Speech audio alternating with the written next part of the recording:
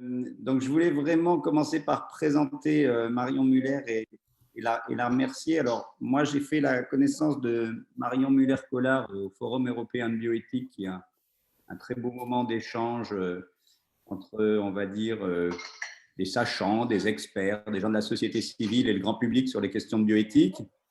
Donc, Marion est théologienne protestante de formation, mais quand j'ai travaillé un peu, donc j'ai regardé un peu son parcours, puisque vous verrez que comme toute personne respectable, elle est désormais sur Wikipédia.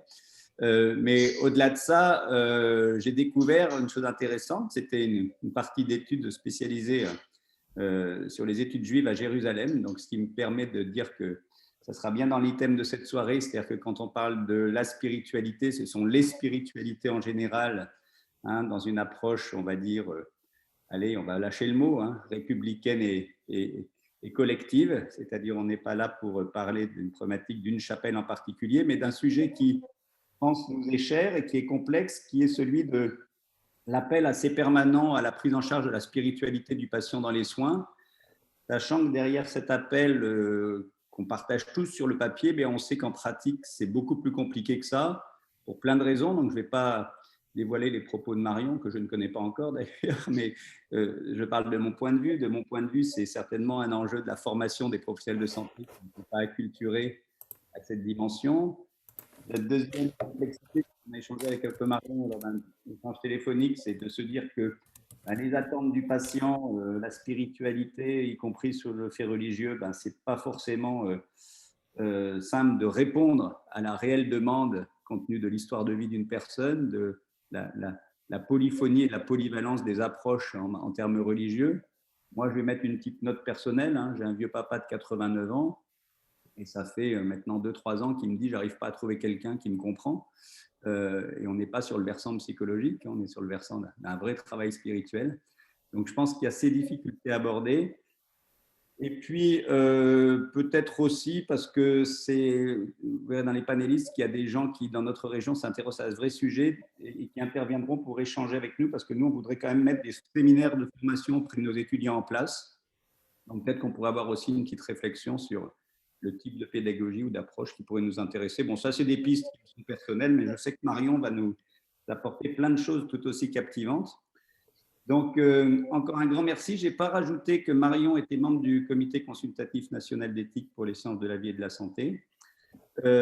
Écoute, Marion, je vais te céder la parole. Je n'ai pas dit non plus, je n'ai pas mis l'ensemble des ouvrages, mais chacun les trouvera. Mais c'est vrai que il y avait un ouvrage qui avait beaucoup marqué, moi, que j'avais lu, qui était Prunelle de mes yeux, qui était, je pense, sous la forme d'un roman. Donc, je trouvais que c'était intéressant aussi de voir que tu alliais la rigueur du monde académique avec le plaisir d'être aussi dans le loisir et dans l'écriture romanesque. Donc, c'était bien. Et puis, il y a des travaux plus sérieux, chez Effray plus sérieux, qui sont des essais sur l'autre Dieu ou la plainte, que tu as pu écrire. Et puis, tout ça t'avait amené à recevoir le prix sur écriture et spiritualité, ce qui me laisse à dire que tu es donc tout à fait dans la cible et dans la compétence pour la conférence de ce soir. Donc un grand merci, je te cède la parole. Et l'idée, c'est de se dire qu'après, les gens poseront des questions sur le chat. Et je vais pas présenter Guillaume qui est avec nous, qui est mon collègue sociologue, qui est maître de conférence en sociologie et qui est un acteur essentiel de la vie de l'espace éthique normand.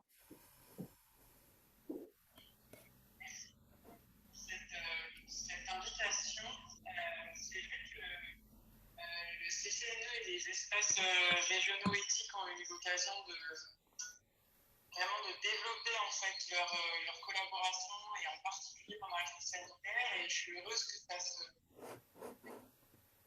collaboration sous la forme de cette invitation. Je vois que le son, ça ne va pas du tout. Ouais, on vous entend très très mal. Est-ce que vous pourriez rapprocher votre téléphone éventuellement, Madame Muller? En fait, du coup, je vais faire beaucoup mieux là. Voilà. Alors, on va se parler, se voir. Moi, je me réentends, c'est un peu compliqué. Donc, Marion, tu peux baisser le son de ton ordinateur. Oui, en fait, c'est ça que je fais. Comme ça, au moins, je ne m'entendrai pas en double. Voilà. Donc, merci pour cette invitation. Oui, là, c'est bon, merci. OK. voilà, c'est vrai que, comme je le disais, je crois que le CCNE a vraiment à cœur de développer aussi les contacts avec les espaces éthiques régionaux et ça a été très fort pendant la crise avec les cellules éthiques de soutien, enfin, avec plusieurs échanges qu'on a pu aussi avoir avec Grégoire autour de différentes questions éthiques majeures dès le début de cette crise. Et donc je suis contente que ce lien se perpétue aussi avec un sujet qui n'a pas de lien direct avec la crise, quoi, qu'on pourrait vraiment traiter de cette question de la spiritualité en ce moment et qu'est-ce qui se joue par rapport à ça ou qu'est-ce qui ne se joue pas, je ne sais pas. Mais ce n'est pas le sujet et je suis contente que notre société puisse trouver le temps de revenir sur des sujets du temps long et de ne pas être seulement pris dans la panique de l'urgence et de l'immédiateté.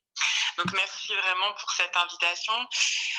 En réalité, le sujet demande, je pense, d'abord déjà de faire un balayage un peu sémantique, mais qui met tout personnel.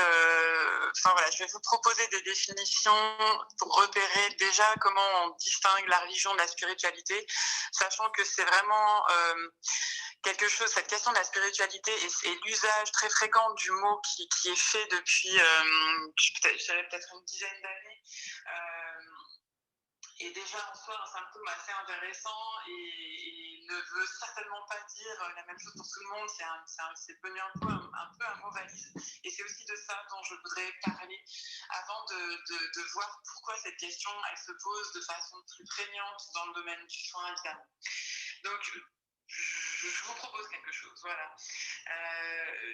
Je reprenais le mot de religion et peut-être pour le distinguer de la spiritualité, dire que la religion c'est une recherche de vérité et peut-être la spiritualité c'est plutôt une recherche de sens plutôt qu'une recherche de vérité. La religion, elle va se construire dans une conformité avec des textes fondateurs et une tradition, tandis que la spiritualité, en fait, est une recherche qui n'est pas instituée. Il y a une autonomie qui se prend par rapport aux grandes religions instituées, qui permet justement de parler de spiritualité sans parler d'une confession en particulier. C'est parfois lié à un rejet, parfois lié à un manque d'opportunité, parce qu'on est les premières, enfin je pense ma génération est peut-être la première génération, la deuxième, enfin, à pouvoir avoir massivement pas reçu d'éducation religieuse. Enfin, c'est un fait assez nouveau en fait dans l'histoire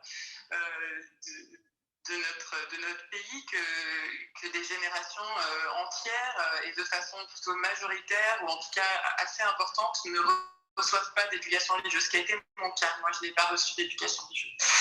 Donc, par manque d'opportunités et d'ancrage identitaire familial, la question de la spiritualité va pouvoir se poser de façon non instituée ou parfois par rejet de gens qui, au contraire, ont reçu une éducation religieuse forte, ont même pu connaître un temps d'appartenance, mais vont rejeter en fait cette appartenance pour préférer quelque chose de plus libre du point de vue du lien à l'institution. Et la religion va du coup impliquer une appartenance à une communauté avec l'attente de son soutien, tandis que dans la spiritualité vont faire autorité des figures qui vont être choisies par le sujet de façon selon ce qui l'inspire en fait. Donc les figures spirituelles, on va dire d'elles par exemple qu'elles sont habitées, authentiques, compassionnelles, profondes, sensibles. Et c'est ces critères-là, et non pas le fait d'une forme de cléricalisme en fait, qui va instituer dans le libre arbitre du sujet des figures spirituelles. Je ne sais pas, par exemple, on voit qu'un auteur comme Christian Bobin fait office très régulièrement de figure spirituelle. Moi, j'entends beaucoup de gens me dire Christian Bobin comme un maître spirituel, c'est souvent des écrivains d'ailleurs. Donc voilà, donc c'est au libre choix de la personne.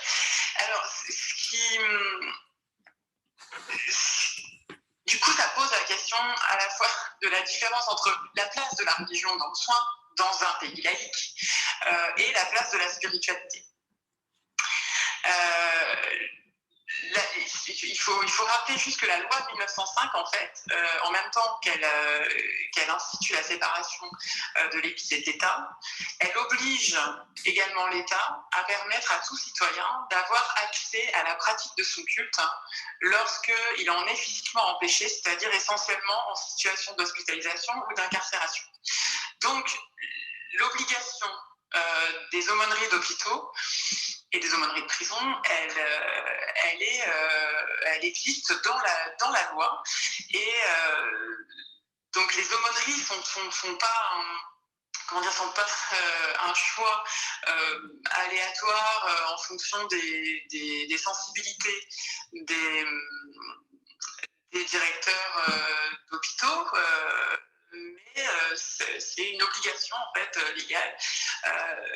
Mais une fois qu'on a dit ça, on n'est pas vraiment avancé parce que justement, ce qu'on voit depuis maintenant quand même quelques dizaines d'années, je ne suis pas aussi précise que le serait un sociologue, c'est ce glissement de l'appartenance religieuse vers une soif spirituelle. C'est un peu, la question de la spiritualité arrive un peu comme un mouvement de post-sécularisation, c'est-à-dire qu'on s'est défait de la question religieuse, on a connu des grands mouvements de libération par rapport au poids moral que pouvait représenter le judéo-christianisme dans les débats de société.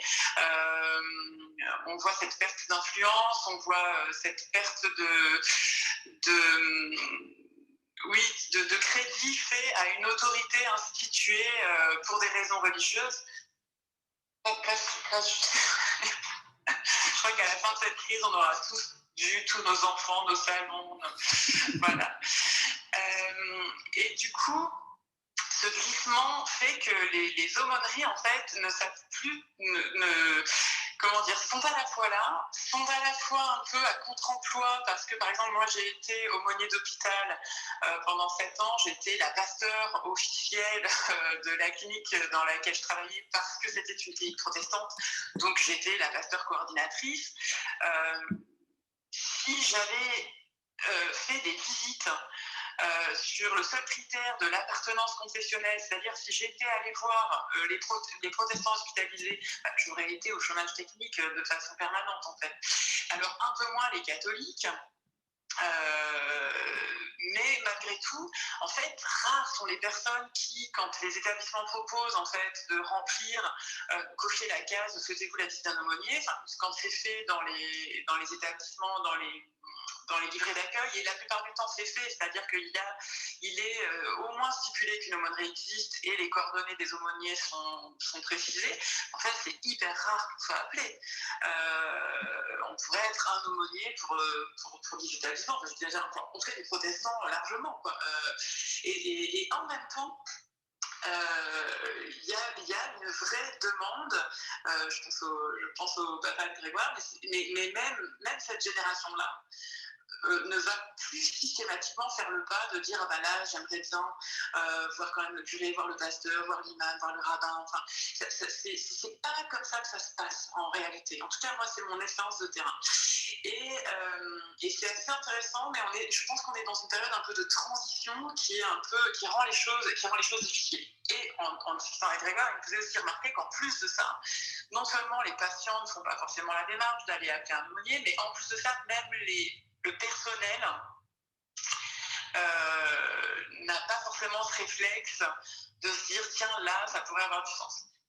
Parce que justement les aumôniers on n'est pas très nombreux. Moi j'avais la chance d'être seule en fait, pour ainsi dire, sur une petite structure, une petite clinique. En fait l'essentiel de mon travail c'était d'établir un contact avec le personnel soignant et le personnel médical, si bien qu'à la longue, en fait, qu'au bout de quelques années, c'était les médecins ou les infirmières ou les aides-soignantes qui, d'elles-mêmes, disaient là, il faudrait appeler Marion. Mais en fait, ce qu'elle disait, il faudrait appeler Marion et pas il faudrait appeler le pasteur. Et c'est qu'en fait, c'est vraiment une question de relation Et le problème des aumôneries aujourd'hui, c'est qu'en fait, il faudrait établir une relation de confiance, parce que quand Grégoire me dit oui, mais de toute façon, on n'appelle pas. Ben en fait, moi, je comprends un peu pourquoi le personnel soignant n'appelle pas les aumôniers, parce que c'est qui l'aumônier qui va arriver? En fait, vous n'en savez rien si vous ne le connaissez pas, si vous n'avez pas fait sa connaissance, si vous n'avez pas eu l'occasion de le rencontrer à plusieurs reprises, d'avoir quelques retours de patients. Ben, il y a un réflexe de protection du patient chez le personnel que je trouve très sain, et de dire, moi, je ne sais pas qui j'appelle, en fait. Je ne sais pas si je ne vais pas me retrouver face à un pasteur très prosélyte qui va commencer à assommer mon patient à coups de Bible pour bien lui faire rentrer dans le crâne avant sa mort que s'il veut son salut, c'est se convertir maintenant. Parce que ça existe, voilà. C'est-à-dire qu'en fait, le problème du religieux, et c'est aussi pas pour rien qu'il y a un déclin de l'appartenance et une défiance par rapport aux religieux, c'est qu'il y a un religieux délétère, il y a un religieux défensif, un religieux très fermé sur lui-même, et qu'on peut retrouver dans des vocations d'aumônier, c'est-à-dire qu'il peut y avoir cette motivation chez certaines personnes de vouloir apporter la bonne parole, quelle que soit sa confession, et d'utiliser le terrain hospitalier et la situation de fragilité, de vulnérabilité du patient pour faire rentrer un message qu'on se croit obligé de faire rentrer dans la tête des gens. Donc, même si idéalement dans nos formations de théologiens, on devrait avoir dépassé ce stade du prosélytisme bébête, ça n'est pas complètement disparu. Enfin, moi, ça m'est arrivé d'être en situation compliquée avec des collègues auxquels, sincèrement, j'avais du mal à confier en fait des visites, parce que pour moi, l'état d'esprit de la rencontre, elle était justement encore beaucoup trop religieuse. Voilà, et pas assez dans cette ouverture que propose la spiritualité et qui permet une rencontre au-delà de la question de l'appartenance. Donc voilà. Donc la place de la religion, elle est simple, elle est instituée. C'est des services d'aumônerie, mais une fois qu'on a dit ça, on n'a pas tout dit. Et tout aumônier que j'ai pu être, et Dieu sait que j'ai parfois souffert justement de la défiance des médecins, que ça a été un long travail de conquête. En même temps, avec un peu de recul, je me dis, je peux comprendre cette prudence. Oui, il faut continuer à être prudent par rapport aux représentants religieux dans notre pays, parce qu'on ne sait pas qui on va avoir en face de nous. Et que j'ai coutume de dire un peu rapidement, la religion, en fait, quand ça donne pas un supplément d'âme, ça peut rendre super con. Voilà. Le problème de la religion, c'est ça, c'est qu'en fait, si c'est pas un petit plus, c'est des fois un très très gros moins, et que quand on travaille en milieu hospitalier, il faut protéger les patients. Et moi, j'ai vu quand même des collègues de différentes confessions, y compris de la mienne, faire un travail de sagouin. Et ça, c'est pas normal. Et voilà, donc je fais pas, je veux pas saboter le travail des aumôneries, mais je veux conforter les soignants qui peut-être font partie des participants aussi dans leur jugement. À la fois d'avoir un vrai accueil pour les représentants religieux, mais de garder un œil, de garder une oreille et un œil sur ce qui se passe. C'est important. Donc voilà. Et du coup, maintenant, se pose la question de la spiritualité de façon plus large que la question purement religieuse. Et ce qui me paraît vraiment intéressant, c'est qu'en fait, cette question du soin spirituel, justement, elle n'appartient plus qu'aux aumôniers. Elle peut en fait revenir sur les aumôniers, mais en fait, c'est une question qui appartient à tout intervenant qui va être en contact à un moment donné avec le patient. Alors, pourquoi alors le soin spirituel ne se poserait pas dans le quotidien de nos vies en permanence, on pourrait, mais pourquoi l'hôpital? Pourquoi l'hôpital en particulier, spécifiquement, au-delà de la raison historique de la loi de 1905 et du coup de la création des aumôneries d'hôpitaux et de leur mise à disposition. en fait, et ce glissement du coup que je disais du religieux vers le spirituel, je pense que si l'hôpital est le lieu où cette question est saillante et qui amène même d'ailleurs à la poser comme ça et à la travailler ensemble, c'est à cause d'un double report. C'est-à-dire que le report de ce que pouvait être l'appartenance à une communauté religieuse dans le cadre des religions instituées quand elles avaient encore autorité ou quand elles ont encore autorité sur certaines personnes. En fait, cette appartenance-là, à l'hôpital, elle se reporte vers la communauté des accidentés, en fait. C'est-à-dire que ce qui va refaire communauté très fort à l'hôpital, c'est d'être malade, ou d'être accidenté. C'est-à-dire que tout à coup, il y a l'irruption dans ma vie de quelque chose qui me remet fondamentalement face à ma précarité, dans une société en plus qui n'est plus du tout éduquée à la conscience de la précarité, qui fabrique énormément de totems et d'ornières pour nous préserver de méditer sur notre vulnérabilité, sur la précarité de notre existence et sur la mort, évidemment, in fine. Et donc, tout à coup, le point de bascule de celui qui arrive à l'hôpital, il est très profond, il est très existentiel. Il a un effet d'isolement extrêmement violent. Parce que la question de la souffrance et de la mort est très évacuée du quotidien de nos vies. Et donc, quand vous passez brutalement d'un statut d'actif, d'engagé, de quelqu'un qui va participer en fait à la vie de société à cette situation d'extrême passivité qui est celle du patient, qui va vous donner un sentiment d'appartenance très fort, ce sont les autres accidentés qui vont être à côté de vous en fait.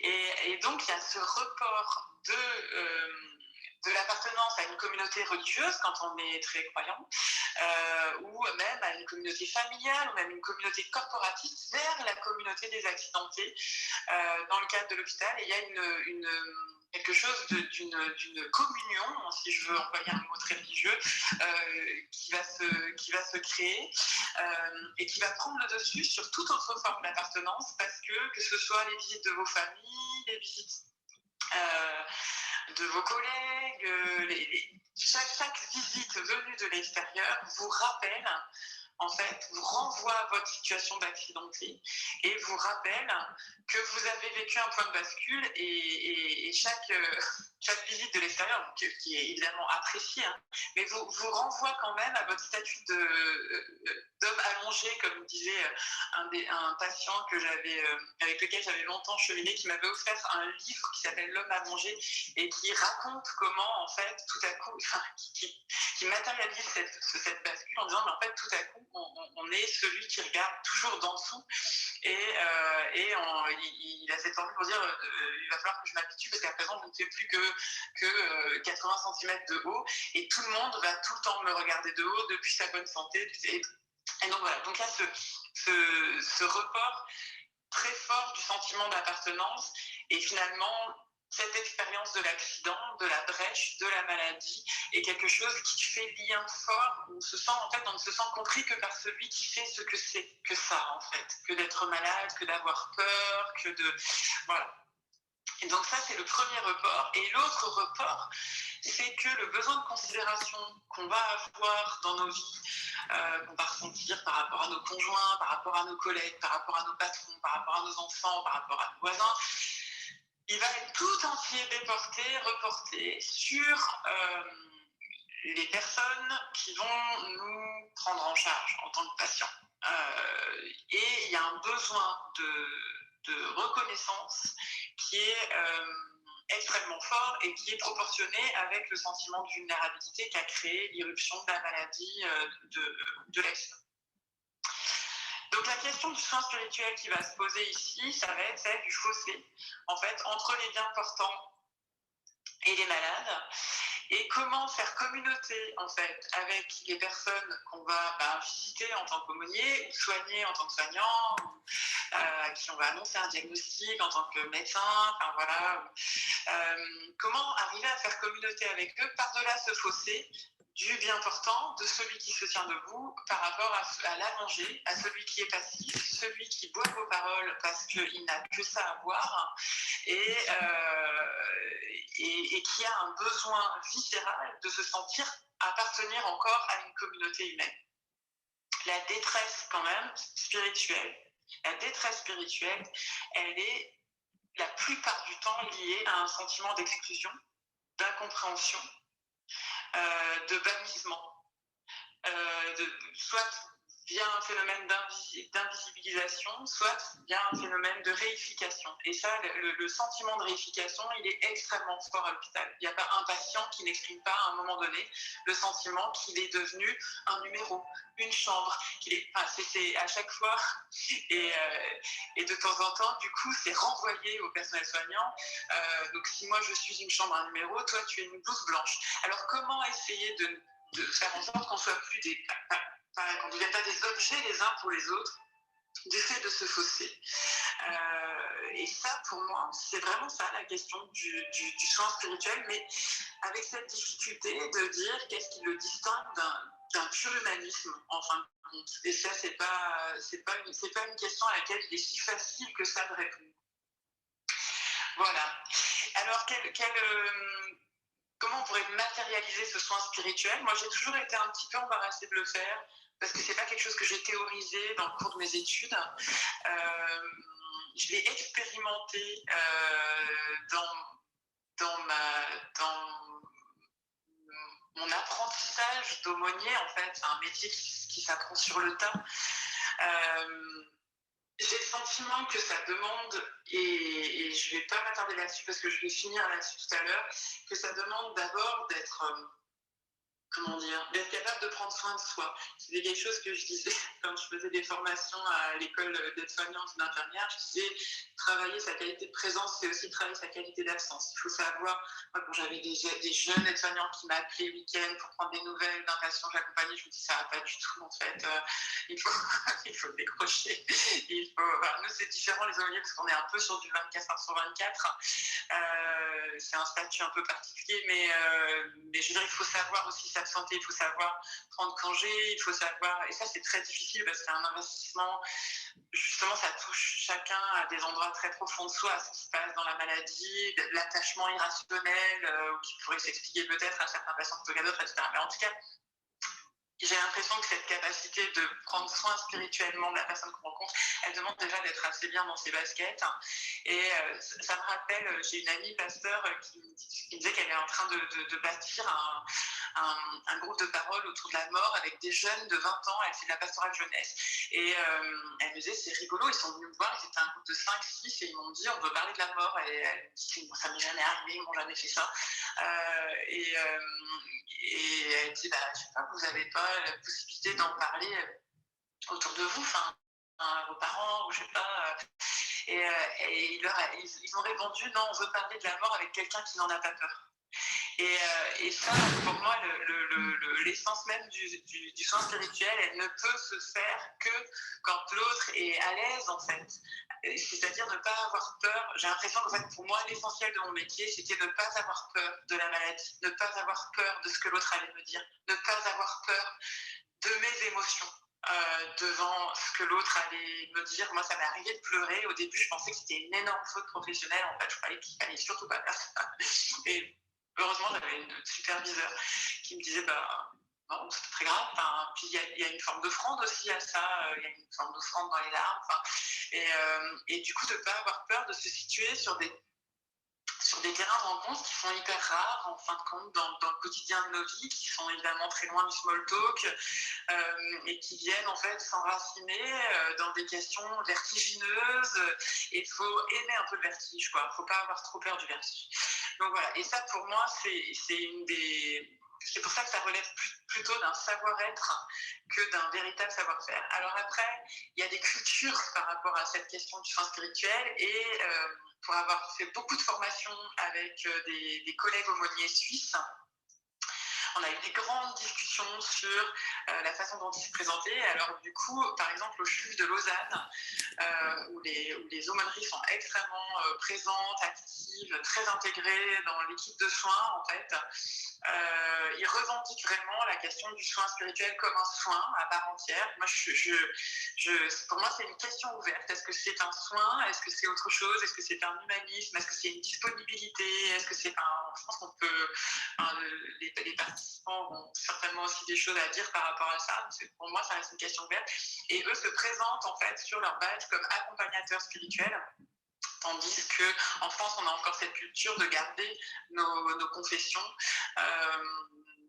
annoncées, en fait, et eux transcendent la question même de la confession en se présentant juste plus largement comme accompagnateurs spirituels. Et en tout cas, c'est dans cette équipe de Lausanne qu'eux, ils ont établi en fait un espèce de protocole d'évaluation de la détresse spirituelle.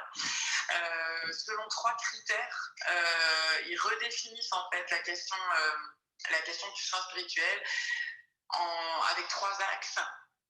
La question du sens, donc qui définissent comme un besoin qui se manifeste lors d'une crise qui affecte l'équilibre global de vie. Besoin qui se manifeste lors d'une crise qui affecte l'équilibre global de vie. Alors moi, je dois être en crise permanente parce que moi, j'ai besoin de sens, j'ai l'impression du matin au soir, quand je ne suis pas dans une crise qui affecte l'équilibre global de vie. Enfin, chaque jour est une crise qui affecte l'équilibre global de vie, en fait. Donc cette question du sens, la question de la transcendance, qui du coup ne se manifeste plus, n'est plus forcément identifiée à une figure divine, mais qui garde la question d'extériorité, c'est-à-dire la transcendance comme le sentiment que tout ne peut pas venir de moi, en fait. Et donc on peut tout à fait, en n'étant pas religieux, avoir quand même ce sentiment, ressentir le sentiment de transcendance, par exemple devant la beauté, devant le fait des vagues d'amour comme ça, ressentir un fort sentiment comme ça, tout à coup d'amour, le sentiment assez réparti et qui des fois est corrélé à une foi identifiée dans une des grandes traditions et des fois pas. Et c'est ce sentiment d'être traversé par quelque chose de plus fort que moi, qui vient d'ailleurs, qui me traverse, ce sentiment de transcendance. Donc, qui va du coup, par exemple, nécessiter un soin particulier à la question de la beauté. Il y a quand même beaucoup à faire dans les hôpitaux par rapport à ça. Et c'est que la beauté est un soin spirituel, c'est-à-dire la possibilité d'avoir accès à quelque chose de beau, la possibilité dans les récits. Alors moi, du coup, en ayant été aumônier, j'ai beaucoup lu et j'aime encore lire des récits de traversées comme ça d'hôpital. Et on voit des fois que juste de pouvoir voir un arbre à travers la fenêtre, ça change tout. Ça change tout, de voir un arbre, de voir le sentiment d'être connecté à quelque chose des saisons, enfin, ce sentiment de transcendance à travers la nature qui est devenu quand même aujourd'hui un vrai palliatif de médication, ou peut-être une vraie juste source, peut-être palliatif est trop péjoratif, qui permet justement d'entretenir, de prodiguer un soin spirituel sans appartenance, sans référence religieuse. Et le 3e point, donc sens, transcendance et les valeurs. Et c'est assez intéressant cette question des valeurs. Je vais vous dire après pourquoi, parce que ça me renvoie à une expérience que j'avais vécue en tant qu'aumônier, je vais vous raconter. Mais donc ces collègues de Lausanne, eux, voilà, définissent le soin spirituel à travers ces 3 pôles, faire place à la question du sens, à la question de la transcendance, à la question des valeurs. Le sens, c'est quelque chose qui va nécessiter une écoute, et d'où là, par exemple, quand même la disponibilité que peuvent avoir les aumôniers par rapport à d'autres corporations hospitalières qui n'ont pas le temps, malheureusement. Mais de temps en temps, juste de pouvoir être dépositaire d'une tranche de vie, prendre 2 minutes pour regarder un album photo, Ça, moi, j'ai beaucoup fait. Regarder les albums photos, les patients ont besoin, en fait, de nous dire, j'arrive pas tout seul, quoi. J'ai des parents ou j'ai eu des parents, j'ai des enfants, j'ai des petits-enfants. Regardez-les, regardez-les. C'est hyper important, ça. Parce que ce sens, il est lié à une histoire de vie. Donc, il y a cette question de la narration, du récit de soi qui est extrêmement importante et qui peut se faire par bribes. Il n'y a pas besoin d'être avec quelqu'un pendant 1 heure, même si c'est pas la même chose. Et de temps en temps, pour les soignants, même quand ils sont pressés, recueillir juste la bribe de la dernière fête de famille ou de la petite fille qui vient d'avoir son permis, son bac, ou que sais-je, ça a l'air d'être une anecdote, c'est pas une anecdote. Ça, pour moi, c'est du soin, c'est du soin spirituel dans le sens de la culture du sens. La transcendance, oui, c'est pas toujours évident de développer en fait ce rapport-là dans le monde de l'hôpital, mais c'est pas impossible non plus. Je pense qu'il y a des progrès à faire. Et les valeurs. Et donc ces trois pôles en fait vont créer l'identité tout à fait singulière du patient. Et ce qui se passe, c'est que comme la maladie a tendance à prendre le dessus, à écraser l'identité, ça va être une lutte pour le patient de dire qu'il est autre chose que ce qui est en train de lui arriver. Et que ça va être une lutte dont on va tous être témoins, de la dame qui fait le ménage dans la chambre au chirurgien, quoi. On va tous être témoins de cette façon dont la personne abîmée, touchée, va essayer de se réparer sur le plan psychique, mais aussi sur le plan spirituel, pour dire qu'elle est autre chose que ce qui est en train de lui arriver, et pour faire que ce qui lui arrive soit intégré dans son rapport au sens, dans son rapport à la transcendance et dans son rapport aux valeurs. Et je souriais en repensant à la question des valeurs tout à l'heure, parce que pour moi, un exemple, parmi toutes les histoires assez dingues que j'ai pu vivre en tant qu'aumônier, il y en a une qui me revient régulièrement et qui, en soi, qui a ça de particulier que ça n'était pas dans une situation médicale dramatique. C'est vrai que souvent, les situations d'intensité, elles sont proportionnées à la gravité, à l'imminence de la mort. Là, c'était une dame que j'ai visitée qui avait une opération du genou, un truc pas super grave. C'est un service d'orthopédie où j'allais très peu parce que c'était assez rare que l'équipe trouve que ma présence s'imposait. Mais cette fois-ci, j'étais passée prendre des nouvelles de l'équipe et étonnamment, elle me dit, je pense qu'il faut que vous alliez voir cette dame-là. Ils me disent le nom de la dame et elle m'envoie vers son numéro de chambre. J'arrive vers cette dame et effectivement, elle se plaint, elle se plaint beaucoup et je laisse dérouler la plainte pour essayer de la remonter jusqu'à sa source. Et à sa source, il y avait fait que cette dame avait été cadre de santé. Et elle venait d'être à la retraite depuis 5-6 ans, quelque chose comme ça.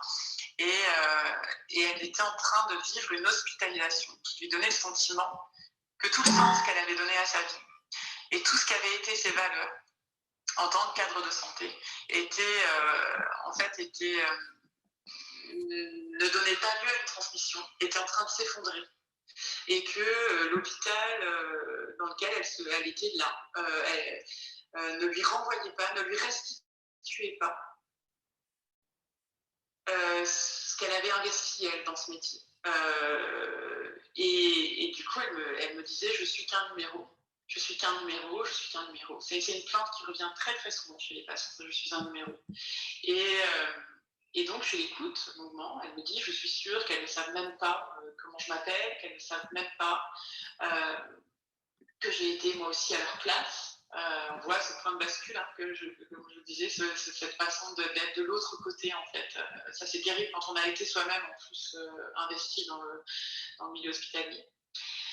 Et puis, à un moment donné, j'attends le moment où il me semble opportun de lui dire pourquoi je suis là. Et donc, je lui dis, vous savez, ça ne vous étonne pas que la Pasteur soit venue jusqu'à vous, là, pour une opération du genou. Et elle se réveille un peu comme ça, elle me dit, oui, c'est vrai, pourquoi Je lui dis, vous savez, ça va être important pour vous ce que je vais vous dire. Parce qu'en fait, quand je suis arrivée dans le service, j'ai demandé des nouvelles de l'équipe et puis du service.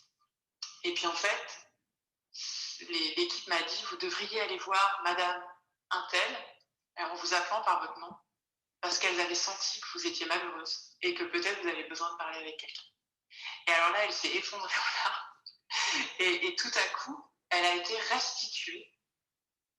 C'est pas ma visite, en fait. Celles qui ont fait le soin spirituel, c'est l'équipe. C'est que l'équipe avait vu que cette femme n'allait pas bien. Elle n'avait pas le temps. Je pense que j'ai besoin d'expliquer à personne pourquoi elle n'avait pas le temps, en fait, de demander plus avant qu'est-ce qui se passait, qu'est-ce qui n'allait pas. Enfin, mais elle l'avait ressenti. Elles avaient été à l'écoute, en fait. Elles avaient senti que ça n'allait pas chez cette femme. Et du coup, de savoir ça, en fait, tout était remis en place, quoi. C'est-à-dire que tout ce qui avait été blessé dans cette expérience de l'hôpital, la rapidité, le côté, vous voyez, hein, l'hôpital, quoi, et qui venait heurter cette femme en se disant, mais mince, j'ai voué toute ma vie à un soin humain, un soin de qualité, le simple fait de savoir qu'en fait, non, elle n'était pas qu'un numéro, que l'équipe soignante non seulement connaissait son nom et en plus s'inquiétait pour elle, et ben tout était sauf son genou. Mais c'était un moment, enfin voilà, c'est une visite qui m'a beaucoup marquée, où j'ai eu le sentiment qu'on a été tous ensemble moi j'ai eu le sentiment d'être juste la courroie de transmission en fait, parce que l'indécence de ma situation à moi, c'est que moi j'avais du temps et j'arrivais pas à dire aux soignants, je dis mais utilisez-moi en fait, j'ai le temps que vous n'avez pas. Et en même temps, et c'est là-dessus que je vais finir, en même temps c'est quand même triste de se dire qu'en fait moi j'avais du temps et elle n'en avait pas, parce que ça ne résout, en fait ce que ma présence ne pouvait pas résoudre, c'était la souffrance spirituelle des soignants. Alors ça les allégeait de leur culpabilité de ne pas pouvoir prendre ce temps, mais par contre ça n'allégeait pas leur propre souffrance spirituelle qui touchait à la question du sens, à la question de leur valeur, pas forcément à la question de la transcendance, mais en tout cas de ce qui les avait poussés à choisir ce métier, à choisir d'entrer dans le monde de la vulnérabilité. Et la plupart du temps, quand on choisit ce métier, c'est pas pour rien. Et c'est aussi parce qu'on a envie d'y faire du bien. Et quand on ne nous donne pas les moyens de bien faire le bien, et ben ça crée d'énormes souffrances. Et moi, ce qui me reste le plus tout à la fin, en fait, moi j'ai quitté l'hôpital en 2014. Donc ça fait un moment maintenant. Donc peut-être que je dis des bêtises parce que je suis plus sur le terrain depuis un moment. Quelque chose me dit que ça ne s'est pas arrangé. Moi, j'ai l'impression en 7 ans d'avoir vu une dégradation majeure des conditions de travail et d'avoir vu se créer une souffrance spirituelle majeure dans le personnel soignant par rapport à la trahison qu'elles avaient le sentiment de faire vivre, puis elles, parce que c'était, je pense, souvent aux infirmières, aux aides-soignantes, de faire vivre à leur vocation, qui est une super belle vocation, et qui était trahie. Et en plus de ça, elles s'en sentaient coupables. Elles se sentaient coupables parce qu'elles avaient l'impression que c'était elles qui trahissaient leur vocation par rapport à ce qu'elles avaient, à ce qui les avait poussées en fait vers le chevet des passions. Et ça c'est grave parce que souvent derrière des vocations comme celle-ci, il y a quand même souvent une histoire de réparation, une histoire très intime de réparation quand on décide d'être soignant. Et c'est une belle façon, ça peut être une belle façon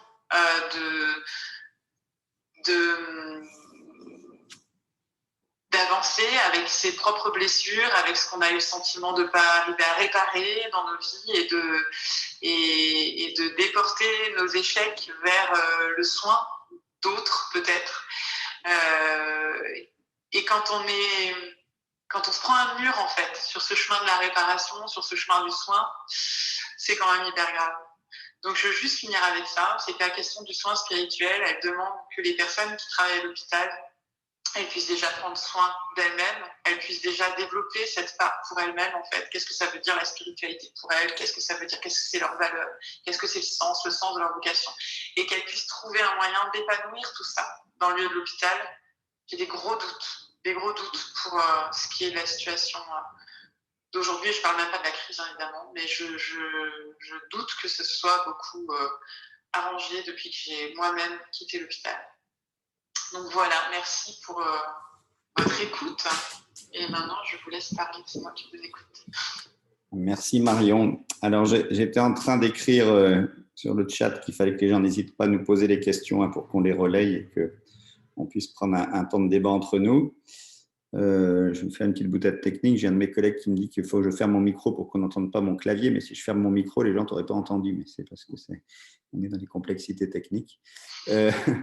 Donc, je sais pas, je vais peut-être laisser la parole à Guillaume, mais juste d'abord pour te remercier parce que je pense que par rapport à ce que pouvaient attendre peut-être certains de nos invités, hein, une fois de plus, tu nous surprends un peu, mais moi, ça me va bien. Parce que finalement, il y a une crise de la spiritualité en général dans le monde du soin, quoi. Finalement, c'est vrai que l'incantation à l'appel de l'aumônier est une vision que je qualifierais de bassement utilitariste par rapport à tout ce que tu as évoqué. C'est-à-dire que si les soignants eux-mêmes sont en souffrance et ne sont pas à même effectivement d'être à l'écoute, je suis d'accord que c'est pour moi un très bon niveau de première spiritualité, c'est-à-dire l'interhumain et la relation. Donc c'est vrai que c'est bien de l'avoir ressouligné parce que, bon, ben, tu l'as dit, moi je fais partie des chefs de service qui dit que l'hôpital est en crise sur ces aspects-là. C'est-à-dire que le premier niveau de l'écoute de l'autre n'est peut-être plus suffisamment assuré dans le soin et on nous dit, bah oui, faites appel à des bénévoles, des aumôniers qui eux-mêmes, et ce serait le deuxième volet que je tirais de ton enseignement, sont, je pense, pour en rencontrer aussi, parce que moi, pour ceux qui ne me connaissent pas, je suis responsable de la chambre mortuaire et donc dans un domaine où on a quand même des sujets, sont des gens qui, je le dis avec la même gentillesse que toi, qui ne sont pas formés aussi forcément à intervenir à l'hôpital et qui, en plus, sont eux-mêmes en sous-effectif, enfin en très petit effectif, quoi. Donc, c'est vrai que ça fait un peu discours syndical de dire ah oui, oui, la spiritualité, ça fait appel à de l'humain, mais non, c'est pas syndical. Je crois que c'est le premier niveau de la réflexion, c'est il faut de l'humain disponible. Il faut de l'humain disponible, peu importe d'où il vienne ou qu'il soit, sauf que je prendrai un point d'ancrage important aussi sur ton propos qui a pu provoquer, et paraître un peu provocateur, mais je le partage, c'est-à-dire celui du prosélytisme et de l'inadaptation de certains discours, qui n'est pas le fait que du religieux, hein, d'ailleurs, qui est le fait aussi de certaines associations de bénévoles ou de gens qui rentrent dans la chambre des patients et où les propos sont totalement désappropriés et sont plutôt perturbants et déstabilisateurs pour le patient. Et bien ça, je pense qu'il faut aussi le dire, parce que de temps en temps, effectivement, on peut faire plus de mal que de bien. Alors, une fois qu'on a dit tout ça, j'ai promis de passer la parole, mais un dernier petit point, parce que je pense qu'il touche vraiment à la question de l'éthique, c'est que tu as dit une phrase, on note une phrase comme ça, mais tu as dit que la spiritualité devait se poser au-delà de la question de l'appartenance religieuse. C'est vrai que, bon, pour avoir fait longtemps de la médecine interne, beaucoup de patients nous témoignaient, quand ils étaient catholiques, mais qu'ils avaient croisé l'imam, que ça se passait très bien, et que quand ils étaient musulmans, que le rabbin avait aussi pu leur apporter ce qu'il fallait. Donc ça, c'est peut-être aussi à l'époque où on nous enferme dans les communautarismes et dans des guerres un petit peu réductrices quand même de la pensée, se dire, et moi je ne suis pas théologien comme toi, mais de rappeler quand même qu'à travers les textes fondateurs, il y a tellement de choses qui unissent les gens et les individus que peut-être que la bonne spiritualité, elle peut être portée par celui qui est présent et disponible, indépendamment de son étiquette. Et ça, je trouve que ça serait une réflexion peut-être un petit peu provocatrice, mais à porter dans les institutions. Voilà, c'est mes petits points de réflexion sur tes propos qui m'ont vraiment beaucoup touché. Puis on va ouvrir le débat. Guillaume, vas-y, puis après on passera la parole à ceux qui sont en ligne.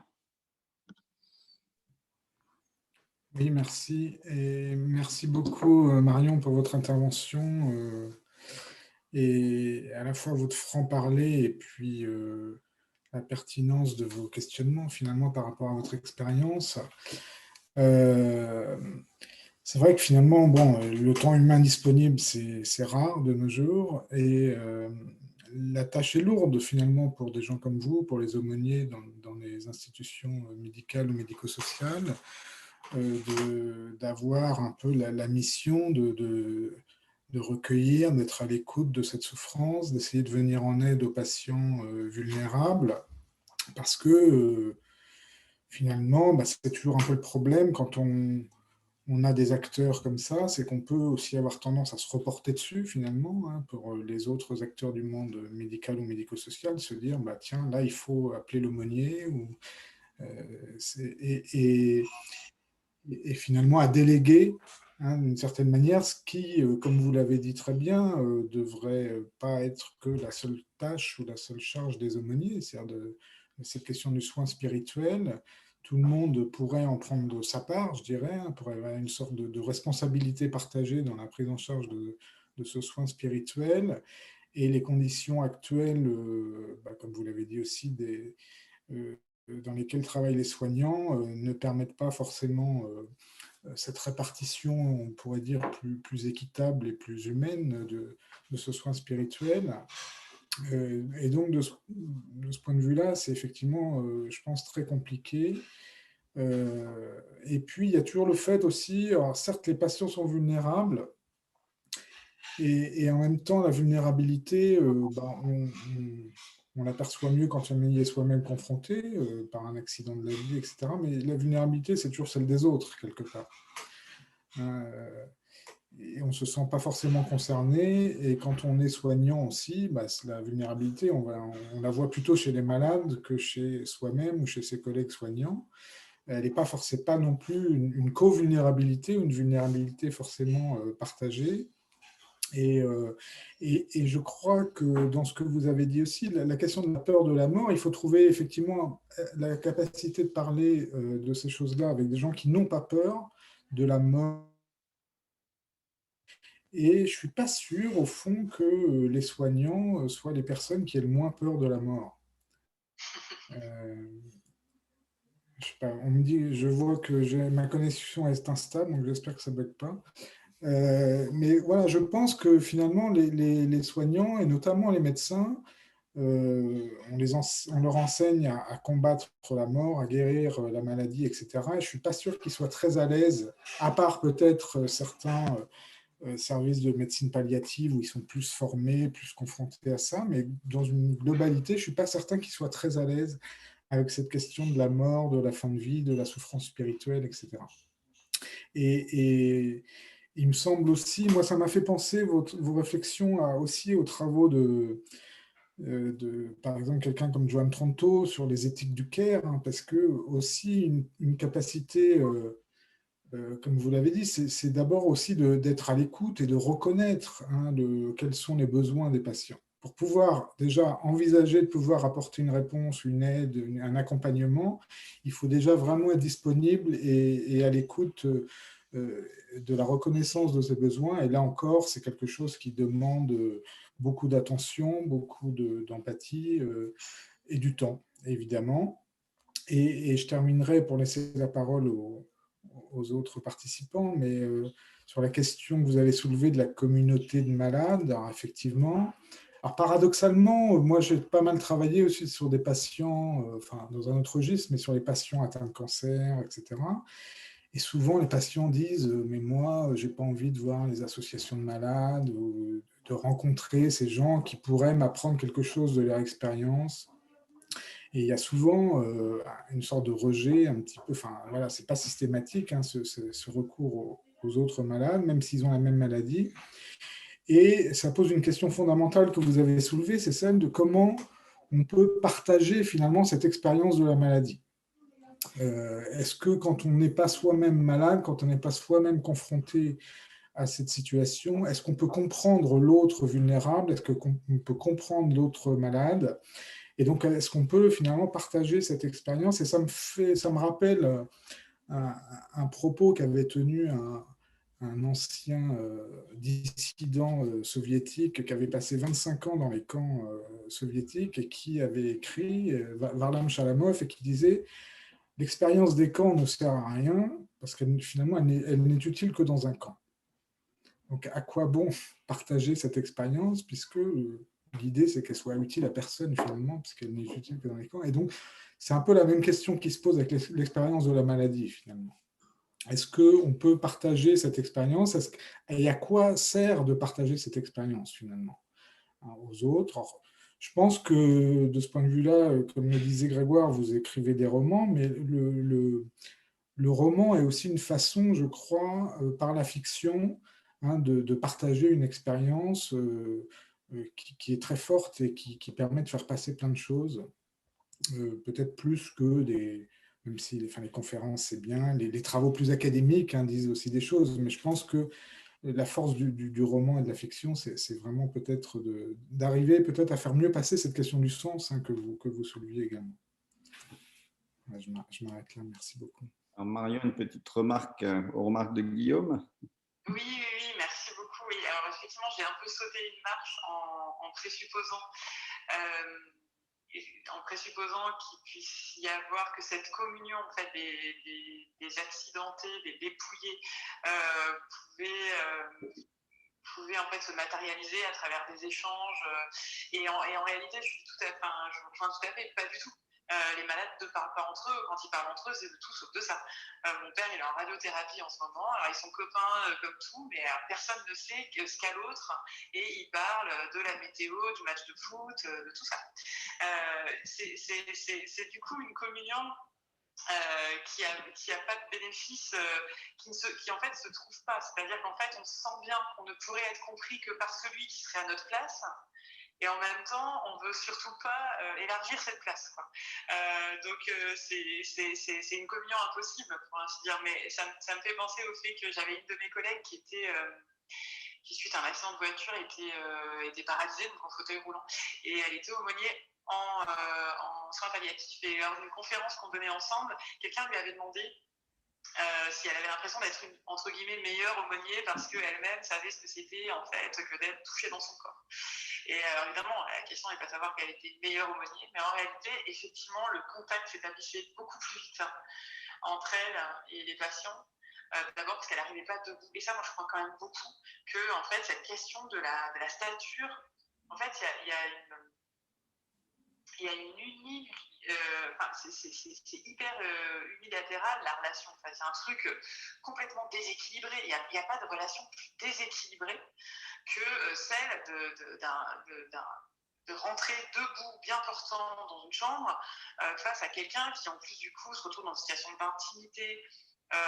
Parce qu'en fait, je sais pas, moi, personne au quotidien me voit dans mon lit. Je veux dire, c'est un truc vachement intime de voir quelqu'un dans un lit, et puis allongé, et puis diminué, et puis anxieux, et puis, enfin, je veux dire, je pense que c'est hyper important d'avoir conscience de ça quand on arrive, et c'est ça qui est certainement difficile quand c'est un métier au quotidien, c'est de se remettre à chaque fois en tête la personne en face de nous.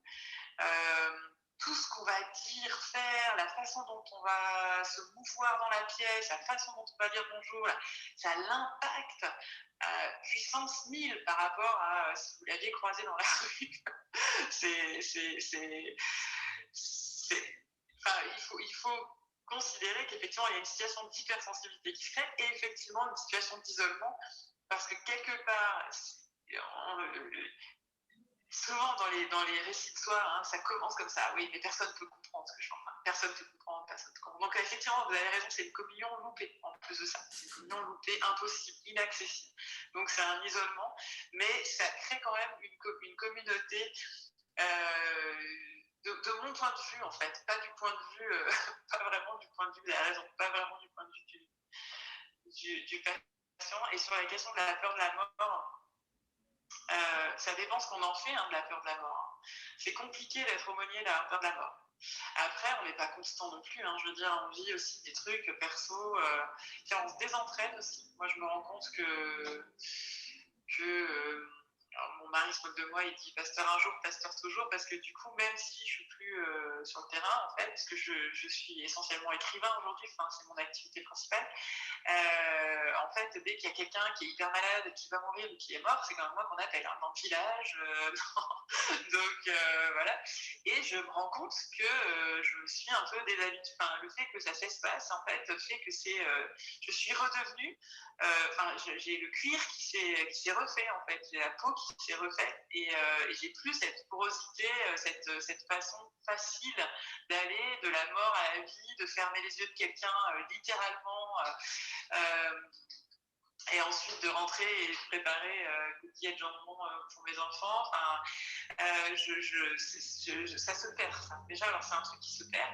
Alors chez les médecins, c'est encore un cas hyper particulier parce que je pense qu'effectivement, il y a la mort, c'est l'ennemi. Alors ça, il faut vraiment absolument changer quelque chose dans leurs études parce qu'ils sont pas bien paramétrés en fait. Il y a un truc qui va pas par rapport à ça.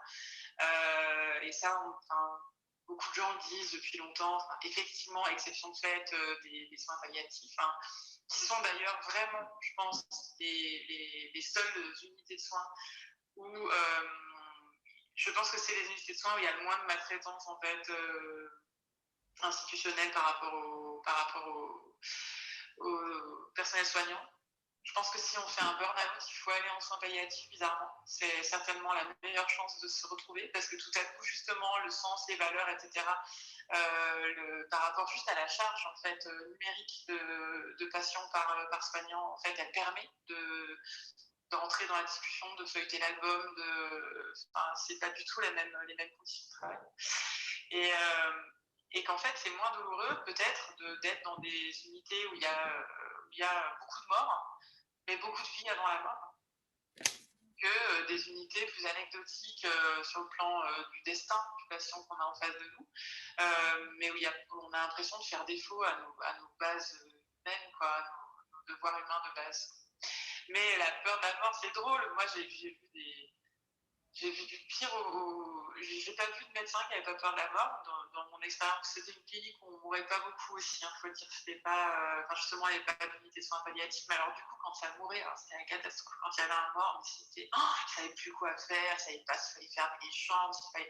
Alors, moi, j'ai fait beaucoup d'accompagnement des pompes funèbres aussi. Moi, j'aimais bien être là à la levée du corps et raconter aux gens qui venaient chercher le corps qui était la personne qu'ils emmenaient. Ça, c'est un soin spirituel vachement important pour moi.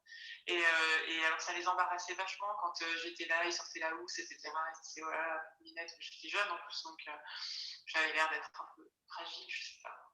Et moi, je racontais, je disais, vous savez, ce monsieur vous emmenez, en fait, il a fait ça dans sa vie, il a eu tant d'enfants. Et je me souviens d'une fois, j'étais un peu bourru, pas très causant, où sur le parking, il se retourne et me dit, merci, c'est la première fois que je sais qui j'emmène. Et ça, c'est des trucs, pourquoi on fait pas ça, quoi? Pourquoi on ne vit pas dans un monde, ça devrait, voilà, on a envie de chanter Brassens, comme sont les funérailles d'antan.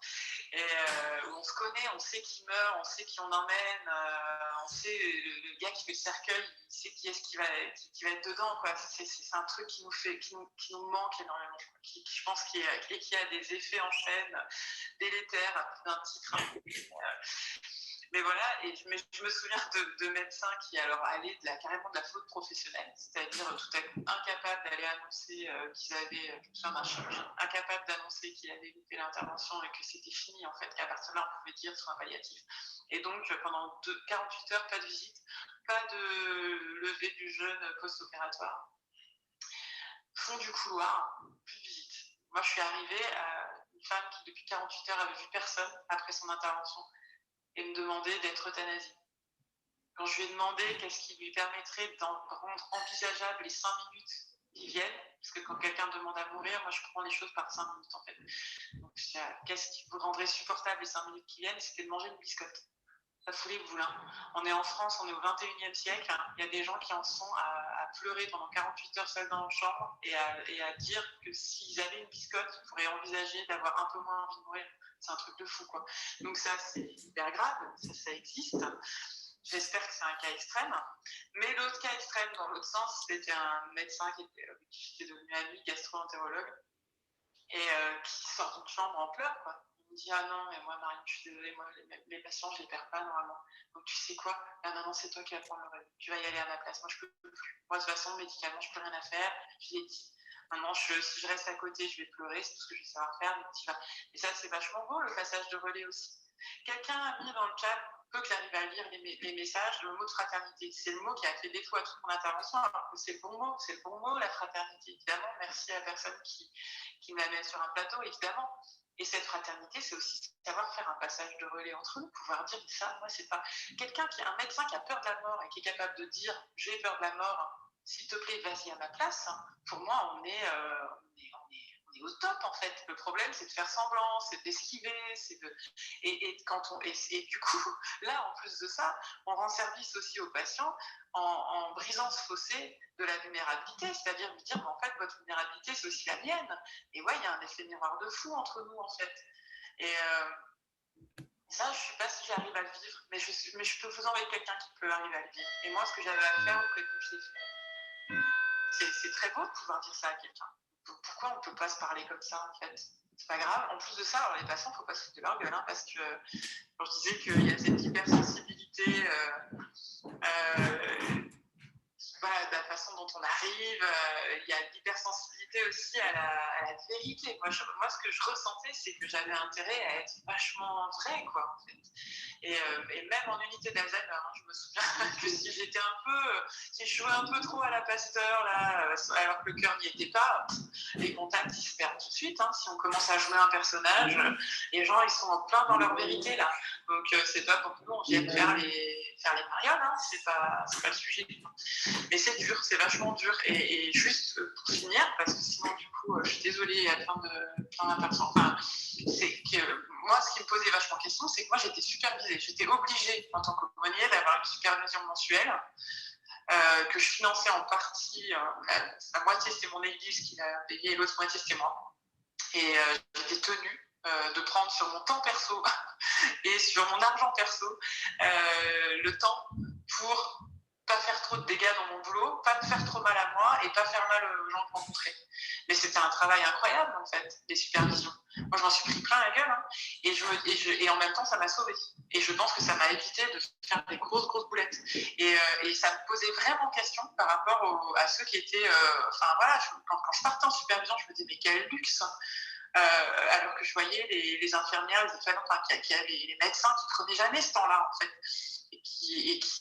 Enfin voilà, moi j'étais à mi-temps, donc ça me coûtait moins aussi. J'étais pas hyper speed tout le temps aussi. Enfin, j'ai pu m'offrir ce luxe de ne travailler qu'à mi-temps, c'est un luxe énorme.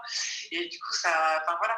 Mais cette question de la supervision, moi je faisais des supervisions sauvages. Quand il y avait des drames dans les services, j'allais prendre mon plateau repas et je descendais avec. Et puis on débriefait à la sauvage comme ça sur la pause méridienne quoi.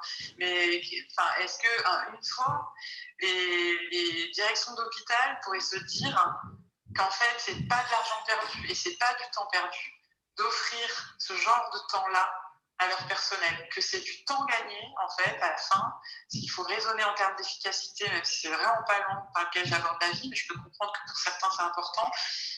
Même en termes d'efficacité, prendre soin de son personnel, c'est prendre soin de tout son établissement et même de son économie, je pense, à la fin. Donc, c'est une grande question, ça. C'est comment font, en fait... moi, le nombre d'infirmières ou d'aides-soignantes qui me disaient mais quand je rentre à la maison, j'ai personne à qui parler, je viens de perdre un patient dans mon service, et puis je ne vais pas raconter ça à mon mari, et puis je ne vais pas raconter ça devant mes enfants, et puis... C'est dur, quoi. Et il ne faut pas négliger ce que ça fait et qu'on a besoin aussi d'avoir un feedback là-dessus, quoi. Et d'être soi-même accompagné aussi. Merci Marion. Alors on va balayer les questions des intervenants parce que, comme je dis, sinon c'est frustrant pour tout le monde, mais on n'a pas envie de s'arrêter hein, quand on t'écoute.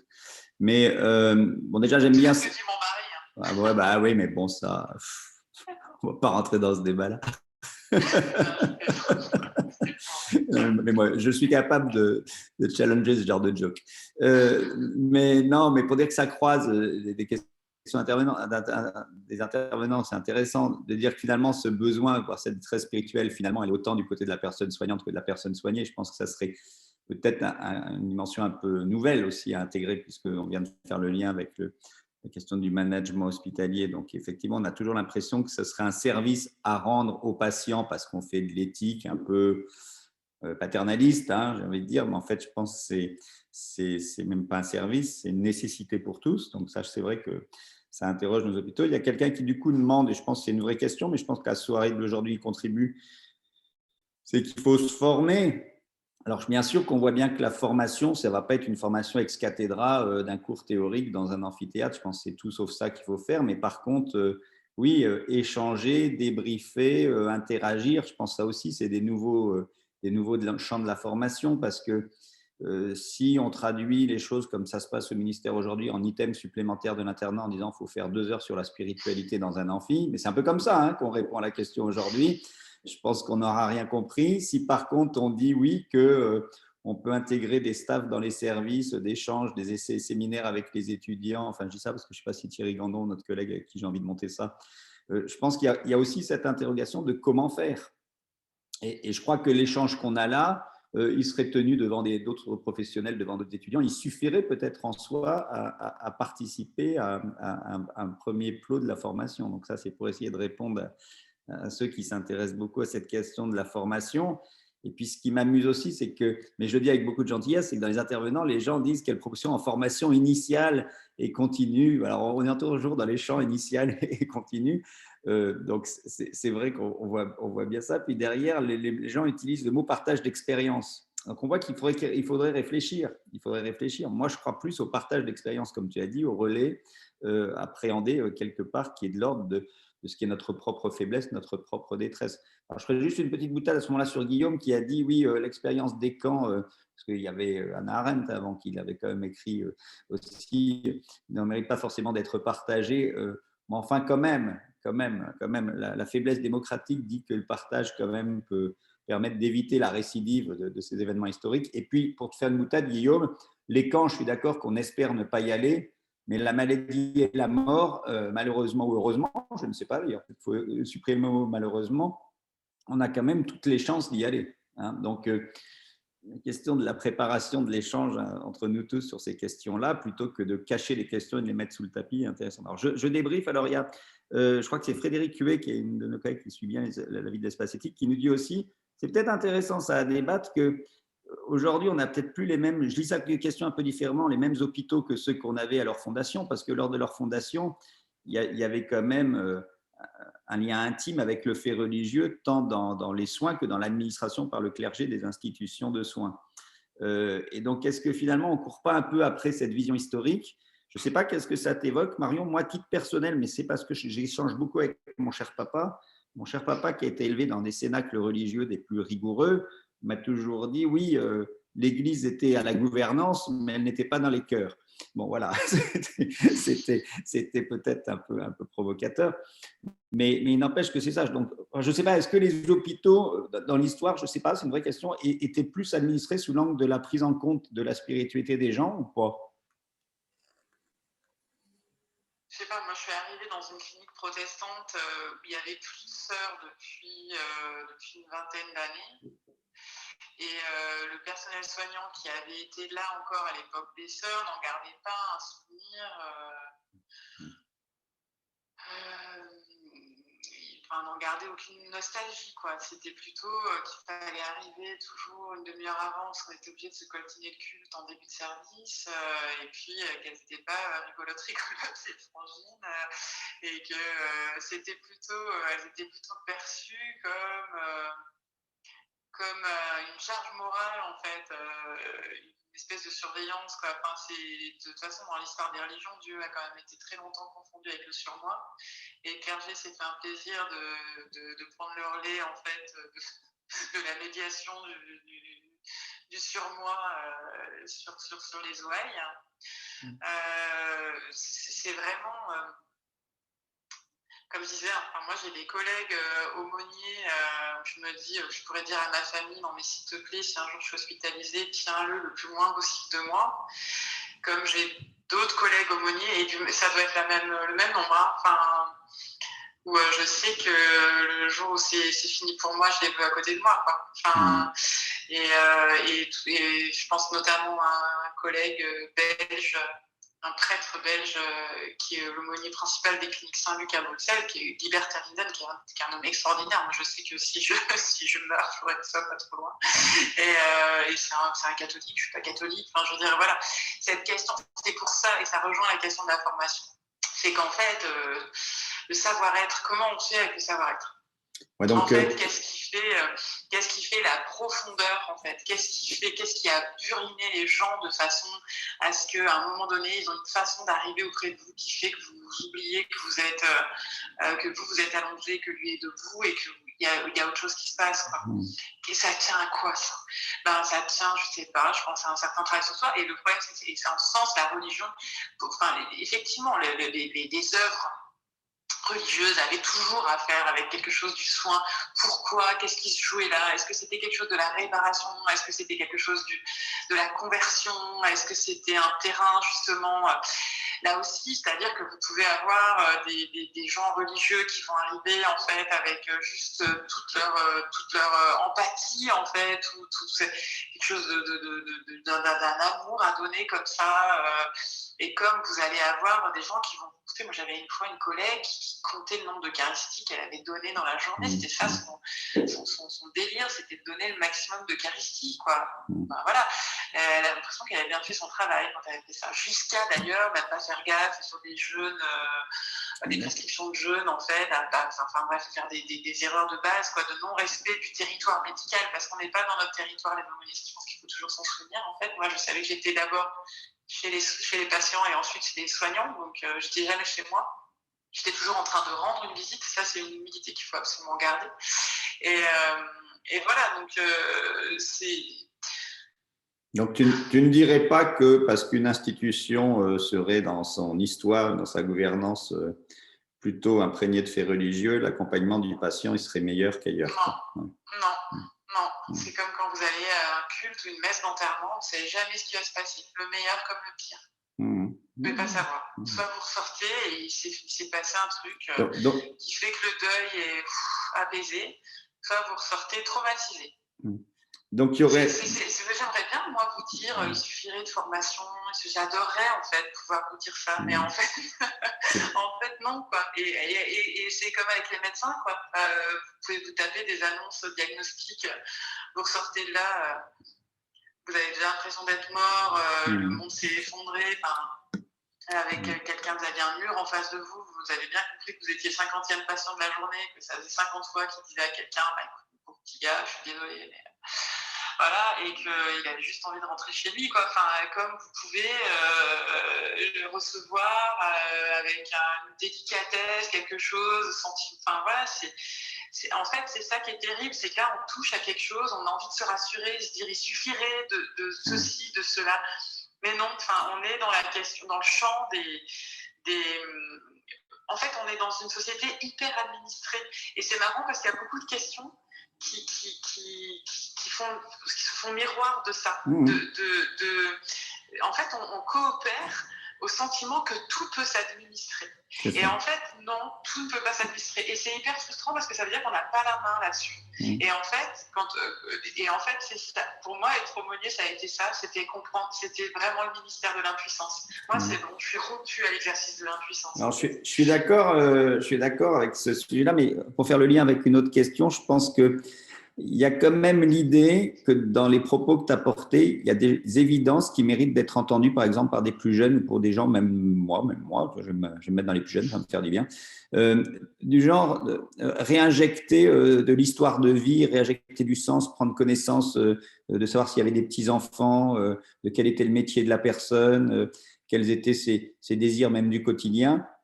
Objectivement, quand tu vois la froideur de l'administration d'un dossier médical hospitalier, on demande aux gens leurs antécédents médicaux, on ne leur demande jamais leur histoire de vie.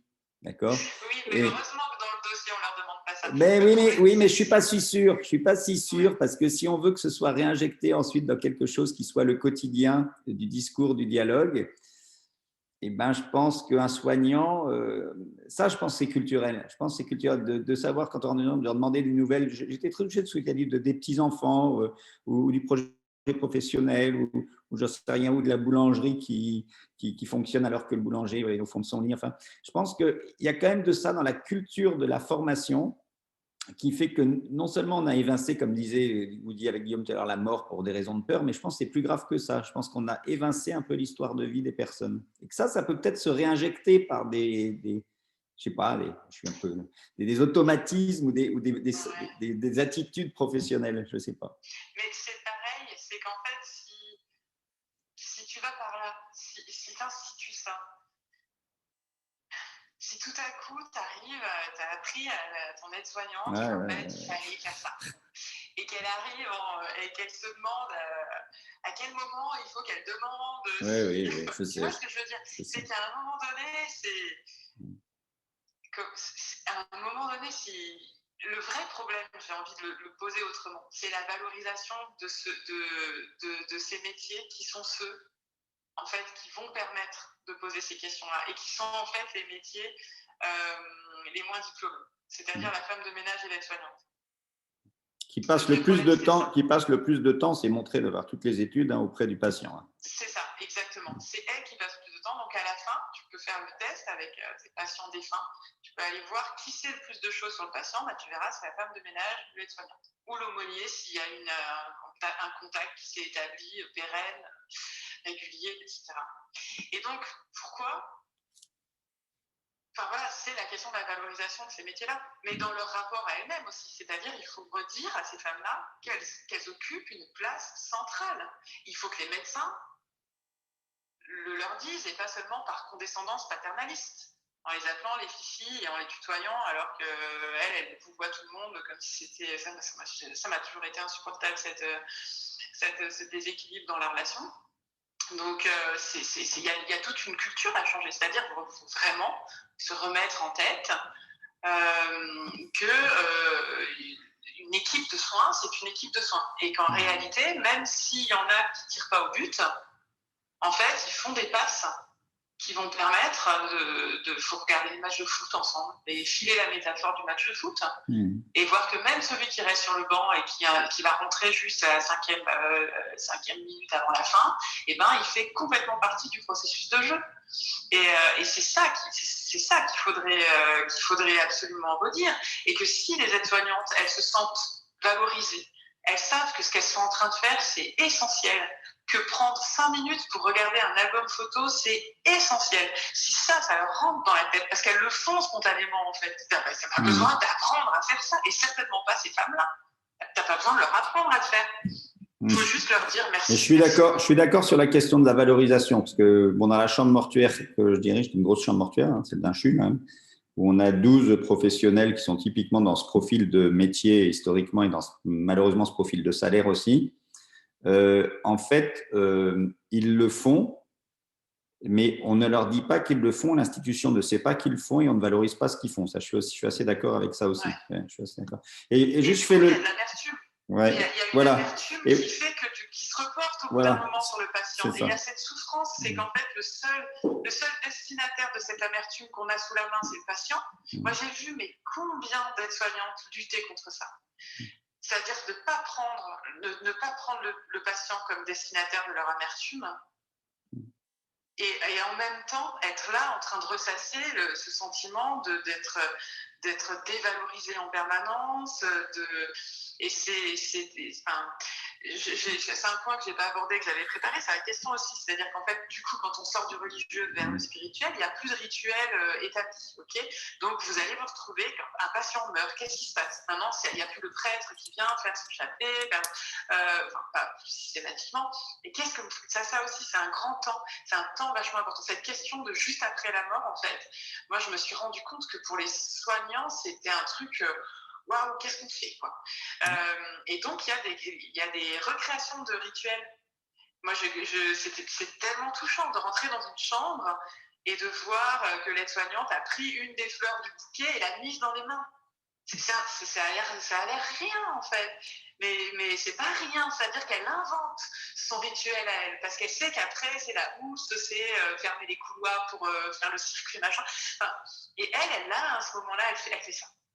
C'est magnifique, mais Grégoire, ça rejoint les questions qu'on a eues sur le fameux décret du 1er avril 2020, et ça c'est hyper clair. Mais c'est-à-dire qu'en fait, c'est juste des questions, pour moi, c'est des questions de regard. Alors, on peut dire ça en formation, c'est pas vain, moi je l'ai fait, j'imagine que d'autres personnes le font, etc.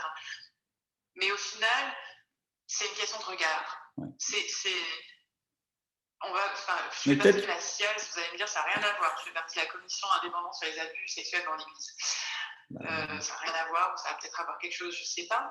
Mais on va rendre notre rapport en septembre. Et moi, ce qui m'habite à l'approche de la publicité, la publication de notre rapport, c'est de me dire, mais en fait, on fait des recommandations, c'est ce qui nous a été demandé, etc. On fait des constats, il y a des enquêtes, il y a des universitaires. Enfin, voilà, on a travaillé beaucoup, on a beaucoup positionné, etc. À un moment donné, on va faire des recommandations. Le problème, c'est que si les personnes à qui s'adressent ces recommandations, à savoir les représentants de l'Église catholique, si ils ne sont pas blessés, en fait, ça ne sert à rien. On peut faire un rapport de 300 pages, super bien écrit, super intelligent, avec plein d'enquêtes. Pour moi, c'est un peu ça. C'est qu'à un moment donné, et je suis désolée de dire ça parce que c'est hyper frustrant, je me rends compte par rapport aux questions qui sont posées, c'est hyper frustrant. Mais je trouve que c'est hyper important de dire que tout ne s'apprend pas sur les bancs de la fac, que ça ne veut pas dire qu'il ne faut pas prendre un temps pour, mais que tout ne peut pas faire recette, ne peut pas faire modèle, en fait, ça se travaille d'être humain. Ça se travaille d'être humain, ça se travaille de se laisser blesser, ça se travaille de sa propre précarité, son propre rapport à la mort.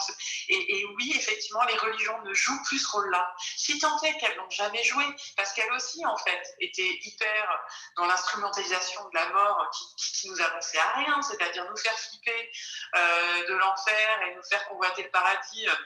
La carotte et le bâton, ça a fait des générations d'enfants adultes, là, ça n'a pas produit grand-chose d'intéressant, la peur et la récompense, en fait, on n'arrive pas à sortir de ça. Donc, même la religion n'a pas très bien accompagné ce rapport à la mort, mais en tout cas, maintenant, il n'y a même plus la religion. Donc, comment on travaille ce truc-là? Alors, c'est vrai qu'on ne va pas être pessimiste à outrance, Marion, mais la question que tu poses, c'est quels sont les lieux effectivement, je paraphrase ce que tu as dit, les lieux de spiritualisation et le lieu d'échange entre les personnes. Donc, je vais faire un poncif qui est dramatique, mais c'est vrai qu'à passer son temps devant la télé et les réseaux sociaux, forcément, il y a un risque pour une société d'être très, très au-delà des intentions qu'on est en train d'évoquer. À l'inverse, je pense que, parce que j'ai un peu confiance quand je vois les jeunes étudiants là qui arrivent, quand c'est eux qui viennent nous voir et qui nous disent on veut des temps d'échange, on veut des temps de débat, on veut des temps de narration, tu vois, et on veut plus de cours. Je pense qu'on peut alimenter par la narration, tu vois, par exemple. C'est pour ça que je te remercie de nouveau de cette conférence, parce que ça en fait partie aussi, tu vois. Je pense que c'est des choses, effectivement, qui sont… c'est un peu comme la mémoire de l'eau, quoi. C'est-à-dire qu'on ne le voit pas, c'est indicible et peut-être invisible. Mais pourquoi je trouve que c'est important de dire qu'il faut quand même essayer de faire des choses, c'est qu'il y a Jacques Grolot là, qui dit attention, il y a aussi les dérives sectaires. C'est-à-dire qu'on sait aussi qu'à force de déshumaniser un certain nombre de choses, il y a quand même des gens qui vont ailleurs, qui fuient vers des approches sectaires, qui se font abuser. Donc je trouve qu'il y a une espèce de devoir impérieux de réinjecter du sens dans quelque chose qui est le bien commun du service public. Parce qu'autrement, il ne faudra pas s'étonner que les gens aillent ailleurs, quoi. Hein, donc, et effectivement, bon, moi, à titre personnel, j'ai la même interrogation sur l'Église et le rite religieux, parce que, bon, tu l'as évoqué à travers certains enterrements, il y a des fois que tu vas à l'enterrement de certains patients et tu te dis, mais ce n'est pas possible, le discours qui est tenu n'est pas celui de la réalité de la vie de la personne. Donc tout ça, ce qui est intéressant, c'est que ça nous touche tous, et sans jugement de valeur, je pense que le religieux est au même stade de crise aujourd'hui que le laïque, par exemple, et qu'on sait bien, puisqu'on est en République, que ce n'est pas parce qu'on est laïque qu'on n'est pas en quête de spiritualité, et que le religieux qui va tous les dimanches à la messe n'est pas forcément celui qui est le meilleur exemple de la spiritualité non plus. Et donc, parler de ça, je trouve que c'est important dans la société qu'on est aujourd'hui. Je dirais juste, il y a des choses qui sont intéressantes. Il y a un étudiant qui va passer sa thèse, qui parle de la question de l'art, je pense qu'il se dit par rapport au détachement, savoir s'absenter ou savoir s'évader. C'est vrai, qu'est-ce qu'on propose aux patients finalement pour s'absenter, s'évader? C'est un vrai sujet qu'il pose. Hein. Je ne sais pas comment tu le vois, ça. Hein. Est-ce que la spiritualité passe que par ce qu'on a traité ce soir? Est-ce qu'effectivement, l'art, la culture, à l'hôpital ne sont pas aussi des choses éminemment manquantes, quoi? C'est marrant. Là aussi, c'est une question de disponibilité. J'aime beaucoup ce que tu viens de dire. En fait, c'est les jeunes qui arrivent. Pour moi, ça c'est une bonne réponse. Je n'avais pas de réponse, mais c'est une bonne réponse de dire, mais laissons voir déjà la nouvelle génération, parce que comme je disais que la spiritualité arrive dans un phénomène un peu de post-sécularisation, c'est très faux sur le plan sociologique, je pense qu'on ne peut pas dire des choses comme ça, mais pour schématiser, je pense qu'il y a aussi un retour dans les nouvelles générations, je pense ils ont épuisé le vide, en fait, le vide spirituel sur lequel... l'illusion en fait on est dans un espèce de post-matérialisme aussi quelque part, et je pense que les nouveaux qui arrivent on devient plus médecin. Les gens de 20 ans aujourd'hui ils font pas médecine, à part dans des dynasties comme ça de papa médecin, donc moi aussi je pense que j'ai le sentiment, mais je dis ça vraiment, c'est très intuitif, que certainement, y compris chez les infirmiers, chez les aides-soignants, etc., qu'il y a peut-être une nouvelle ouverture, et peut-être laissons-les proposer, laissons-les. Déjà, si on, de temps en temps on demandait aux gens qu'on forme qu'est-ce qui leur paraît important, plutôt que d'être toujours dans un truc qui est ultra pyramidal, en fait, c'est ça. Quelqu'un parle d'un changement de paradigme, c'est ça, c'est qu'en fait on a toujours peur de demander aux autres qu'est-ce qu'ils attendent, parce qu'on a peur de ne pas pouvoir répondre à leurs attentes. Donc c'est pas très compliqué de dire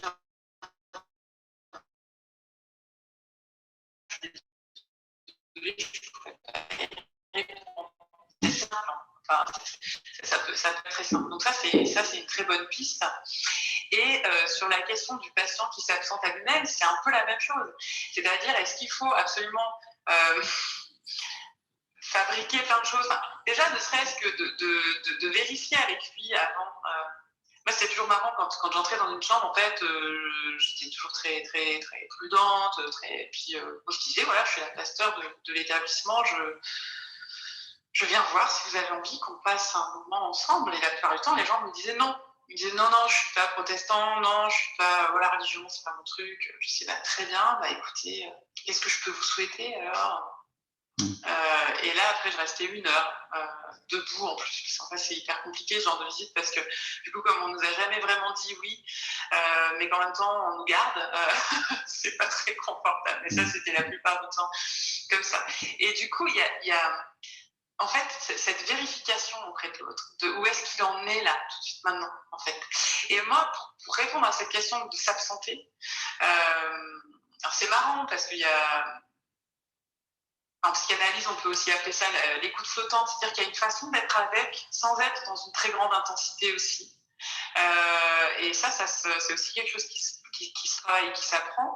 Mais pour le patient, effectivement, si on est là à cuisiner, parce qu'il y a des gens qui pensent que faire une bonne visite, c'est lui dire alors, mais c'est quoi ce traitement, mais qu'est-ce que tu... Mais les gens justement plus ils ont peur, alors soit ils vont complètement esquiver, soit ils vont y aller, mais direct, quoi, en fait. Ils vont sauter dans le vide, en fait, en parlant tout de suite de tout, la maladie.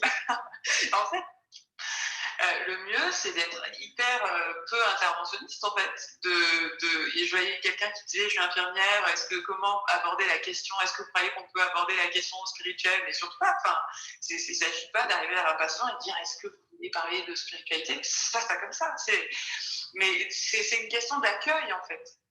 Et pour l'absentéisme, c'est hyper important de pouvoir offrir des temps d'absentéisme à sa propre maladie aux patients, ça c'est sûr. Pareil, je ne suis pas sûre qu'on puisse vachement l'instituer. Et en tout cas, moi, une fois, il y a eu une période où j'avais l'impression que j'étais une super bonne aumônier, et c'était en faisant un truc super con, mais pour moi qui était essentiel. C'était avec cette patiente dont je vous ai parlé, l'histoire de la biscotte, parce qu'une fois qu'elle a eu sa biscotte, elle n'a plus jamais parlé de mourir. C'est quand même, c'est un cas d'école, je suis d'accord, je ne fais pas ma thèse là-dessus, mais c'était quand même fou cette histoire. Bon, bref. Et en fait, il s'avérait que après, elle a compris qu'effectivement, il lui restait quelques mois à vivre, et qu'on a passé ces mois ensemble avec très peu de famille. Enfin, c'était une situation très, très, très, très compliquée. Ça a été une démarche d'adoption très très longue, et c'est la seule patiente à qui j'ai jamais fait la bise de ma vie. Et pareil, je lui ai demandé, je ne suis pas arrivée un jour en me faisant la bise, à un moment donné, je lui ai dit, vous savez, moi, maintenant, j'aurais envie de faire la bise, est-ce que vous m'y autorisez? Et ça a été la seule patiente de toute mon histoire de vie d'aumônier. Et en fait, elle, son grand kiff, c'était qu'on regarde ensemble l'émission culinaire. Parce que ça avait été une très grande cuisinière, elle pouvait de moins en moins manger. elle pouvait évidemment plus nourrir personne. Elle avait vraiment nourri. Elle avait eu un fils qui était très loin et qu'elle avait beaucoup nourri. C'était une elle était russe d'origine. Enfin, voilà, bref. Donc, la nourriture, c'était vachement important. La cuisine, c'était vachement important. Et donc, ce qu'elle adorait, c'était. Alors, de temps en temps, parler d'amour, mais très peu. On a très peu parlé. Par contre, ce qu'on a beaucoup fait, c'est regarder l'émission culinaire. Et son grand plaisir, c'était de m'expliquer qu'elle ferait vachement mieux que la nana de la télé. Et ça lui faisait vraiment du bien. Et là, on est dans la question de la transcendance. Parce que ça convoquait les souvenirs de la mère nourrissante qu'elle avait été. Et là, elle s'absentait complètement de sa maladie, elle était dans ses casseroles. Et ça, c'est vachement important. Et je crois que si j'avais cherché à faire absolument quelque chose qu'il fallait que je fasse avec elle, de l'art-thérapie, je serais passée à côté. Je pense que je serais passée à côté. Et donc, il y a vraiment, je pense qu'il faut, dans la question du soin spirituel, se méfier du surfaire. Parce qu'en fait, ce qui est plus difficile, finalement, c'est l'impuissance. Et que toujours bien se poser la question, quand on prend la parole, quand on propose quelque chose de très concret, pour qui est-ce qu'on fait ça, en fait, pour se sauver de quel embarras?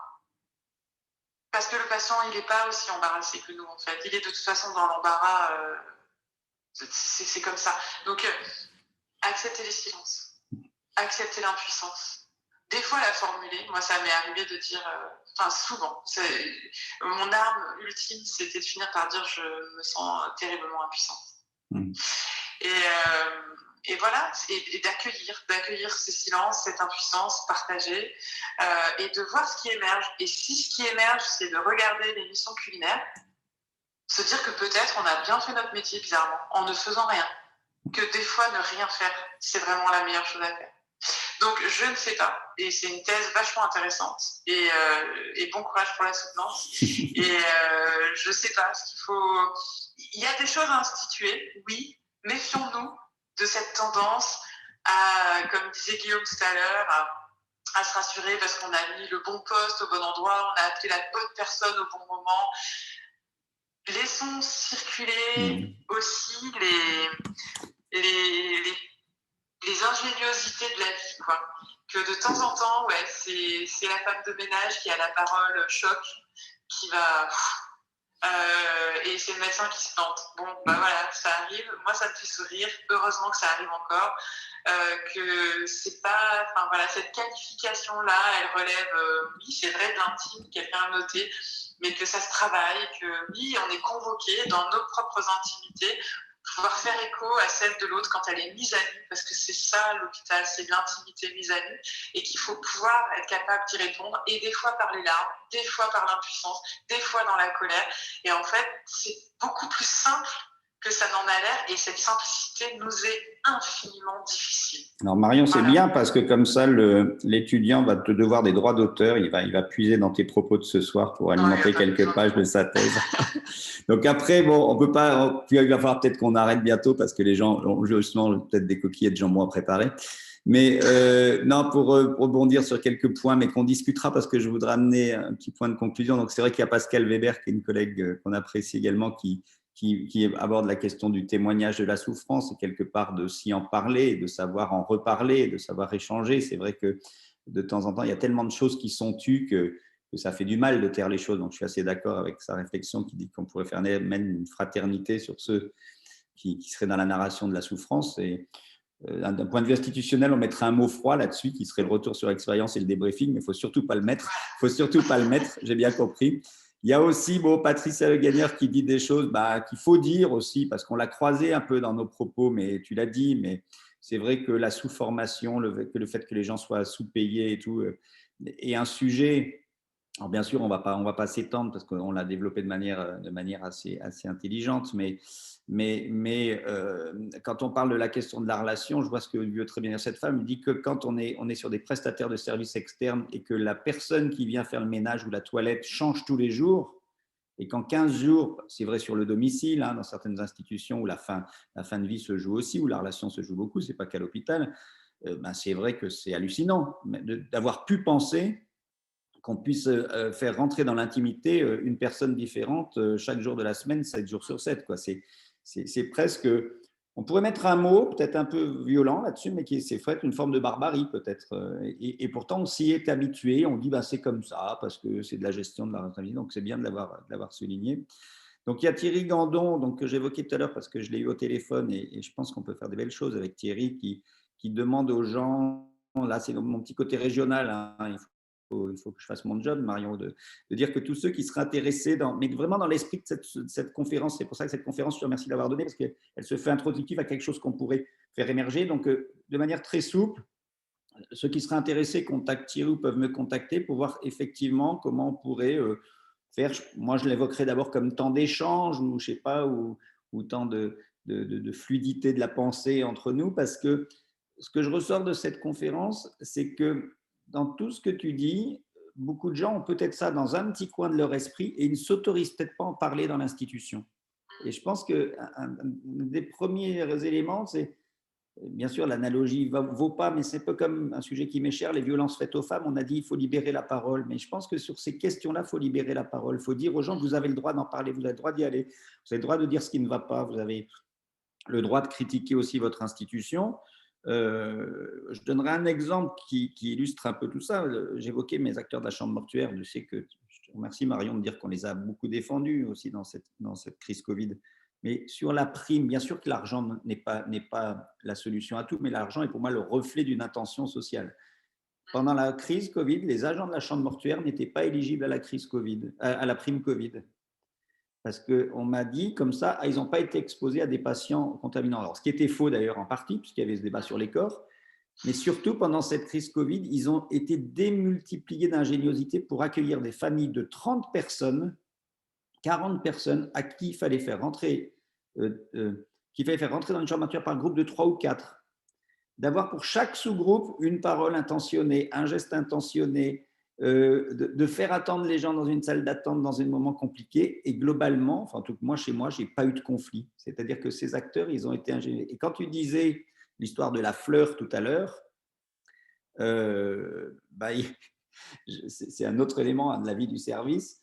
J'ai eu une jeune aide-soignante qui est arrivée en poste et qui m'a dit, mais monsieur Moutel, vous savez quelles fleurs on met des fois dans les chambres, dans les salons de présentation. Il me dit, c'est des fleurs en plastique et c'est les mêmes qui servent toute l'année et puis elles sont cassées et puis elles sont poussiéreuses. Et elle me dit, est-ce que vous croyez qu'on ne pourrait pas acheter des vraies fleurs et s'arranger chaque année pour avoir une livraison de vraies fleurs? Alors bien sûr, vous demandez ça à l'hôpital, c'est mort. Hein, c'est mort. Et on vous dit règle d'hygiène, alors qu'on parle de personnes décédées, hein, d'accord? Donc interdiction des fleurs, machin. Et finalement, elles sont en train d'essayer de monter un partenariat avec un grossiste de fleurs. Je trouve ça génial comme histoire. Un grossiste de fleurs qui a des invendus tous les soirs. Et vous savez, c'est un peu comme dans la grande distribution, quand c'est invendu, ça part à la poubelle. Donc aujourd'hui, vous avez des fleurs, voilà. Donc c'est aussi un exemple qui montre que, je ne sais pas si c'est dans le thème de la conférence, mais il faut aussi faire confiance aux gens et leur dire, vous avez le droit d'innover et de les sortir des cases parce que ce n'est pas les recommandations HAS ou tout ce qu'on veut, ou les bonnes pratiques qui vont résoudre les questions que tu nous as pointées ce soir, me semble-t-il. Hein, donc, bon, je te laisserai le mot de la conclusion avec Guillaume peut-être, et puis après on se dit qu'effectivement on va s'occuper de nos ados. Oui, il faut s'occuper de nos ados. Non, mais vraiment, oui, merci beaucoup. Enfin, pour moi, c'est la mise en abîme du sujet, ce qu'on est en train de vivre en fait, en prenant ce temps-là. Et puis je vous souhaite à tous de pouvoir le prendre, et à veiller que dans ces super belles initiatives comme celle que tu viens de raconter, en fait, on a besoin de reconnaissance. Le patient, en premier lieu, pour toutes les raisons qu'on connaît et que j'ai rappelées ce soir, mais aussi ceux qui prennent soin de lui, et que je pense que de prendre ce petit temps, ce petit temps juste, quand j'allais dans les services et que je demandais aux soignants comment elles allaient, mais personne ne me demande ça, on ne demande pas comment on va. Enfin, c'est nous qui demandons aux patients comment il va. Je dis, bah oui, il faut bien qu'il y ait quelqu'un qui demande à vous comment vous allez.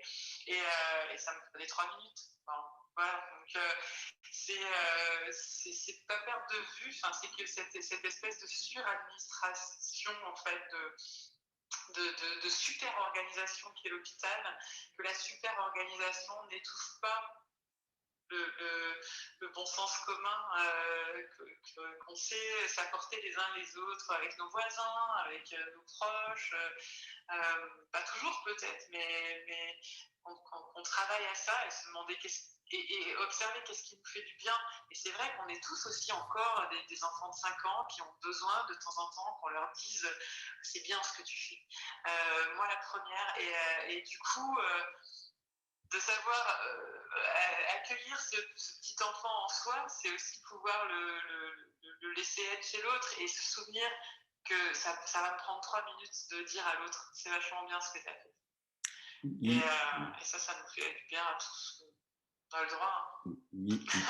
Guillaume, c'est bien ce qu'on fait à l'Espace Été. Bon, on essaye. Guillaume, est-ce que on te laisse ce petit mot de conclusion, synthèse finale, sachant qu'on ne peut pas conclure, mais juste en soulignant qu'il y a Géraldine Renouf qui nous rappelle aussi la place de la biographie hospitalière. Je ne sais pas si tu connais ça, hein, mais c'est vrai on a eu un super mémoire de master qui a été fait là-dessus l'année dernière. Donc oui, c'est très important de le souligner. De master ou de DU, je ne sais plus, je m'en excuse, mais en tout cas, ça valait un très bon niveau. Et c'est vrai que c'est aussi des portes d'entrée intéressantes. Guillaume, comme tu fais des choses bien et que tu es un enfant en qui il faut faire confiance, a dit Marion, nous te laissons conclure cette soirée. Non, je ne me permettrai pas de conclure, parce qu'on pourrait encore en parler des heures de tout ça, c'est passionnant. Mais je crois que ce qu'a dit Marion là est essentiel. Il faut reconnaître chacun comme un sujet, en fait, à la fois le malade comme un sujet, comme une personne, ce qui est quand même un des problèmes aujourd'hui dans l'institution, notamment hospitalière, et reconnaître aussi les soignants comme des sujets et des personnes, ce qui est aussi un autre gros problème. Et je crois que quand on arrivera à mieux considérer à la fois les malades et les patients comme des sujets, comme des personnes, on pourra espérer peut-être faire communauté, comme disait Marion aussi, c'est-à-dire instaurer une communauté qui ne soit pas qu'une communauté de malades d'ailleurs, mais une communauté, je ne sais pas comment l'appeler, mais de gens tous concernés par cette question de la vulnérabilité finalement qui nous est commune. Et peut-être que là, on pourra avancer un peu. Bon, Marion, encore un grand merci. Au pic de l'activité, on va faire comme l'audimat. Il y a eu 55 personnes connectées, plus les gens de l'espace éthique. Donc voilà, on avait 70 personnes autour de nous. Je trouve que c'est bien parce que ça va diffuser. Donc un grand merci. Ce qui est sûr, c'est qu'une prochaine fois, on serait très heureux de t'accueillir en Normandie parce que voilà, il y a des endroits sympathiques. Donc je pense qu'un jour… Un jour, il faudra qu'on revienne un peu sur le présentiel. Mais en tout cas, un grand merci. Salue bien tes ados qu'on a vu passer derrière, qui montrent que nous vivons dans des… C'est toujours le même, hein, j'en ai pas 4. Ah bon, d'accord. Vaut mieux pas en avoir 4 parce que c'est compliqué. En tout cas, au nom de tous ceux qui t'ont écouté, un grand merci et puis à très bientôt. Merci à vous. Au revoir. Merci.